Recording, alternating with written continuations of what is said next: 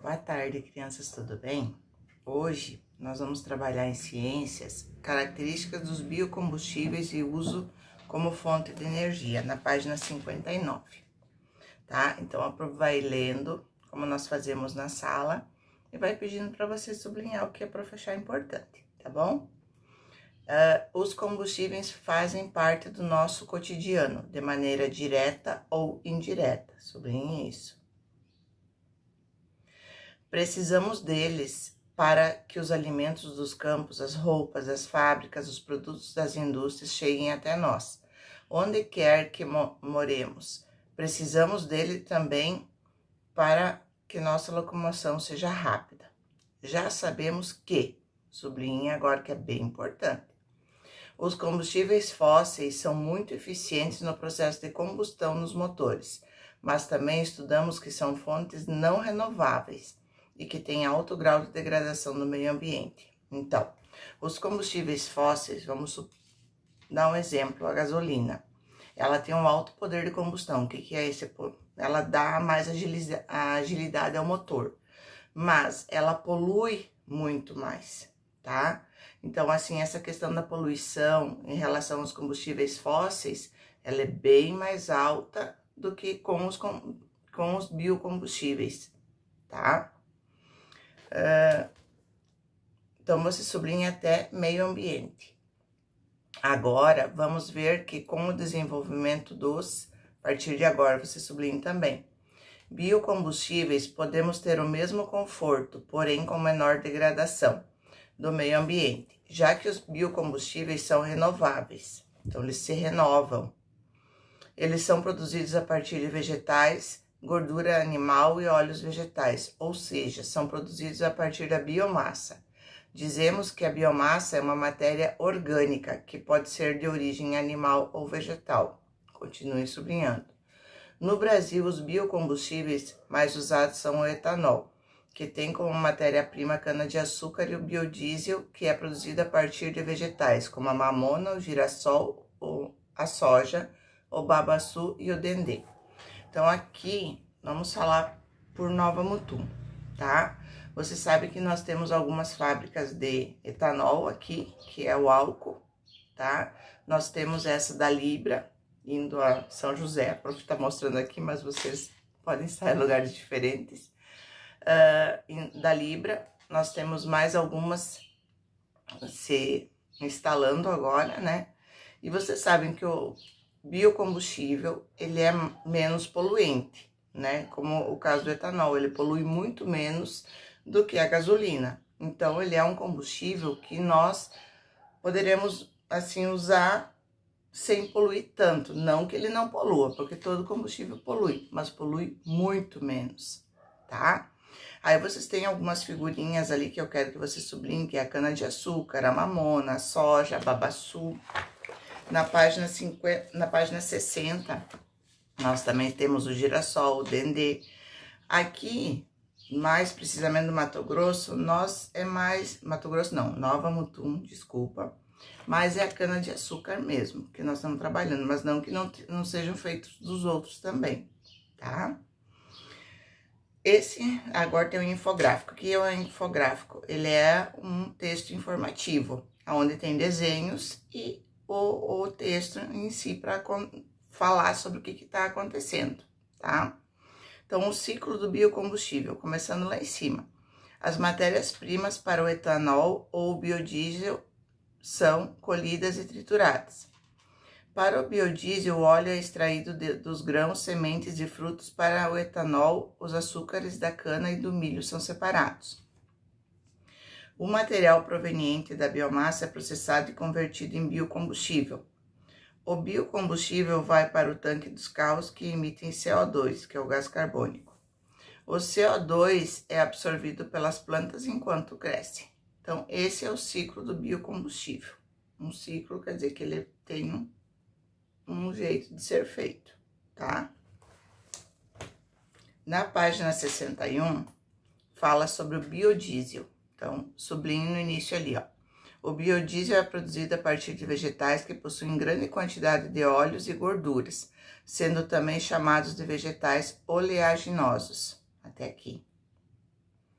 Continuando, são exemplos desses vegetais a mamona, o amendoim, o dendê, a soja e o girassol. Além desses vegetais, ainda temos como matérias-primas alternativas para os biodiesels a gordura animal e até mesmo os óleos descartados provenientes de processos de frituras. O biodiesel é uma fonte de energia renovável, por ser uma biomassa no estado líquido. Então, ele é renovável por quê? Porque ele se renova, tá? Por exemplo, a cana-de-açúcar. Tu colhe a cana-de-açúcar, né? Aí depois tu planta, tu tem cana-de-açúcar de novo, tá bom? Sublinha agora. O Brasil é geograficamente privilegiado em relação ao uso da biomassa como fonte de energia. Isso porque é um país tropical, com uma grande variedade de vegetação, um clima propício à agricultura com grande incidência, com uma grande variedade de vegetação, um clima propício à agricultura com grande incidência de luz solar. Além de recursos hídricos abundantes, o que são os recursos hídricos? São bastante água, tá? Ou seja, muita água em cada bioma brasileiro. Vegetações diferentes prevalecem. Veja a seguir as regiões produtoras dos vegetais usados na produção do biodiesel. Então, aqui na nossa região, você sabe, nós temos as 5 regiões. Norte, Sul, Nordeste, Centro-Oeste e Sudeste, tá? 5. Porque essas 5 regiões, cada uma delas produz um tipo de biomassa, tá? Mas não quer dizer que as outras também não possam produzir, mas é onde tem a maior incidência da produção dessa biomassa. Página 62. Sobre o etanol, então, que é o que nós mais trabalhamos aqui, usamos aqui, né? Que tem a fabricação em Nova Mutum. O etanol, sublinhe. O etanol, também conhecido como álcool etílico, é um líquido incolor altamente inflável. É um biocombustível, fonte de energia renovável, biomassa em estado líquido, que tem como matéria-prima amido e açúcares vegetais. Para a produção de etanol, pode ser utilizada a beterraba, o milho e a cana-de-açúcar. Então, ó, vocês podem ver que o etanol não é só da cana-de-açúcar. Ele pode ser produzido a partir do milho e também da beterraba. Sublinha até cana-de-açúcar só, tá? Essas matérias-primas, especialmente a cana-de-açúcar, passam pelo processo de fermentação, um processo bioquímico que acontece na ausência do oxigênio, em que fungos e bactérias transformam uma matéria orgânica em outra. Nesse caso, convertem açúcares em álcool. Então, ali tá mostrando agora no caso, é tipo um gráfico, mas tem outro nome, agora me esqueci. Tá mostrando como que acontece o processo até chegar ao etanol, que é a cana-de-açúcar, aí ela é moída, tá? Depois que ela é moída, é separado o caldo e o bagaço. Quando vocês vão tomar o caldo de cana, vamos dizer lá na feirinha, né? Vocês vão ver que às vezes tem um monte de bagaço assim de um lado e o caldinho que a gente toma. Então, é a hora da separação, né? Aí, depois, esse caldo, ele vai para fermentação e precipitação, tá? Fermentação, saiu o etanol. A precipitação, saiu o açúcar, que também nós usamos. E o bagaço, o que acontece? Combustão, energia. Ele, depois de seco, ele é utilizado para fazer, no caso, a combustão, que é fogo ou qualquer coisa do tipo, tá? Ele também pode ser usado como adubo, tá? O Brasil vem se tornando um grande produtor de etanol. Isso porque o clima brasileiro permite o plantio de várias espécies usadas na produção de etanol, diversificando a produção agrícola e aproveitando melhor os insumos. O açúcar, uma das principais matérias-primas do etanol, já era um produto frequente nas plantações, o que facilitou o seu uso para a produção do etanol. Sublinhe agora. O etanol é, portanto, uma alternativa aos combustíveis fósseis, pois sua produção é mais barata, agride menos o ambiente e tem eficiência semelhante. Página 63. E se saiba mais, ele é bem importante, então sublinhe todo ele. A produção e o uso de combustíveis fósseis jogam na atmosfera gases que são prejudiciais ao meio ambiente e à vida. A poluição acontece em função das alterações no meio ambiente causadas pelo aumento da quantidade de gás carbônico, que é o CO2, que contribui para o aquecimento global. Outros gases que também contribuem para esses problemas ambientais são o monóxido de carbono, que é o CO, o metano, CH4, e o dióxido de enxofre, que é o SO2.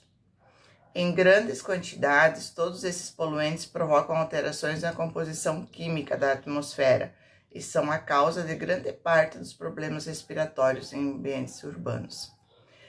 Vocês devem estar acompanhando ou estar vendo que, devido a toda essa pandemia que nós estamos vivendo, muitos lugares que antes eram muito poluídos estão bem menos poluídos. Por quê? Porque as pessoas não estão saindo tanto, né? As pessoas estão cuidando mais. Então, os lugares que eram poluídos hoje em dia estão bem menos poluídos, tá bom?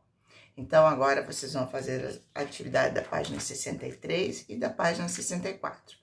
Aí depois nós continuamos a leitura, tá bom? Beijão pra vocês, amores.